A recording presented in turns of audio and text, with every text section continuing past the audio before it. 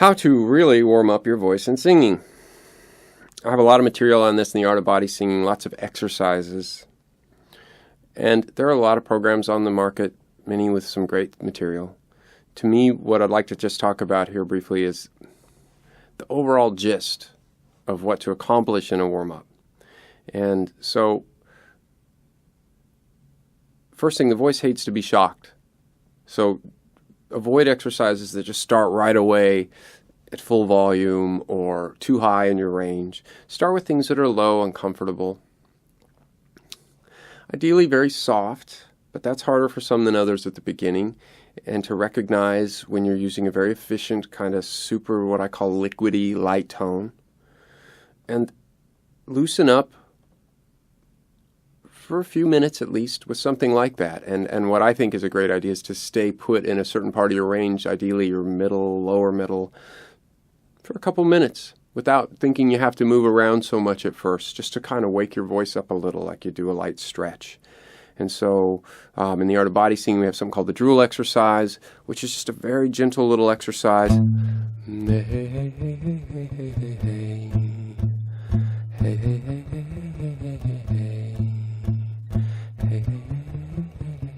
See how light that is?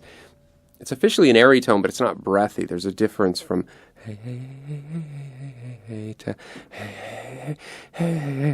all that air falling out. So it's very light and gentle.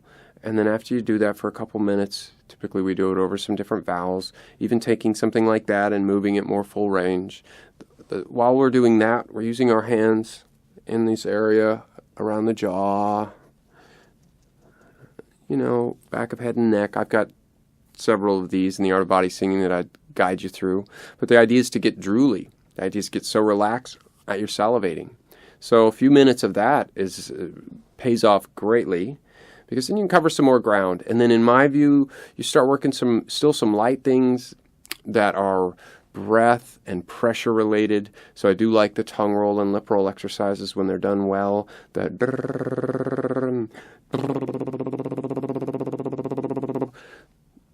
A handful of minutes of those, they're low impact. They create some heat and circulation at the same time they're getting you coordinated with your pressure and your breath and starting to get you to breathe, which is invaluable.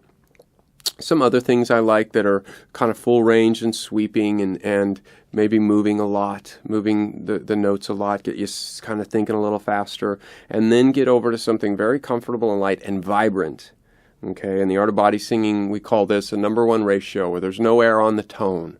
And we talk a lot about this anchoring at the top back of the mouth, where everything really ricochets off of in singing. This little, what we call an open nasal buzz, which has this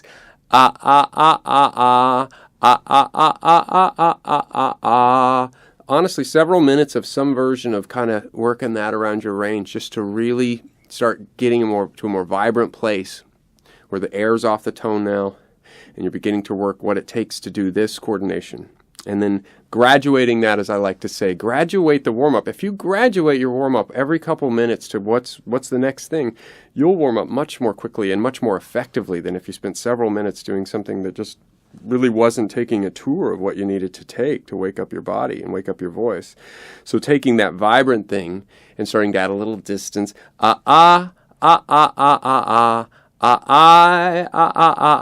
still being really comfortable and drooly with that, starting to sustain some stuff.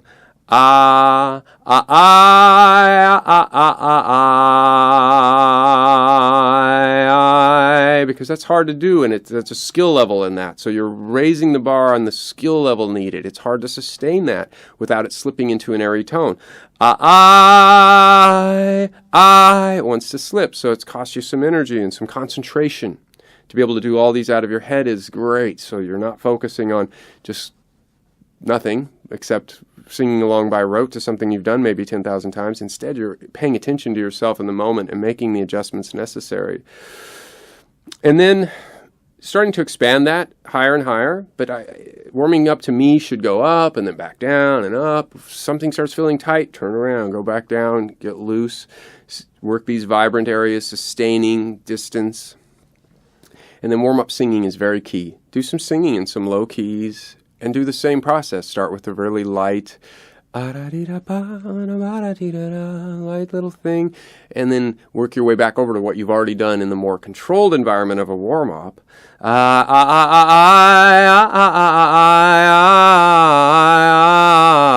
For a few minutes, your voice will love you. It's starting to get really awake and vibrant, and it's going to come to you that way. Let your voice come to you in the warm-up. And then when you're ready, go to your extremes if you're going to sing in those places on that day, which is another motto. Warm up to the level you're going to sing. Pardon me. If you're going to sing high, well, make sure you get up there. So work your voice up higher and higher in these more difficult places without the air in a chest voice before you just try to bust into a song with that. And so that's kind of the idea of what a warm-up should be. You can achieve that with a bunch of different kinds of exercises, a bunch of different ways. But it's very good to know your objectives in the warm-up when you go to warm up your voice.